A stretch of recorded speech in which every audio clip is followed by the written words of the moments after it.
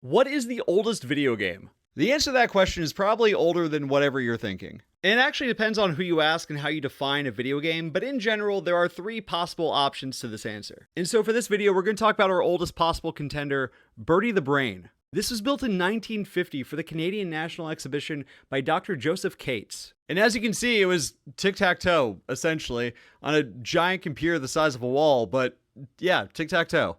It very much was a video game. The player would enter their moves in on this panel right here, and then the computer shortly after would make a move itself, and you would play against the computer, it would play against Birdie, and it even had difficulty levels. Like, even the oldest possible game still had accessibility settings. I think that's cool. Dr. Josef Kates was originally born in Vienna, Austria in 1921. He fled Austria in the late 30s, early 40s for obvious reasons. He lived all the way to 2018, making it to the age of 97. Birdie was only around for 2 weeks and was dismantled after the expedition.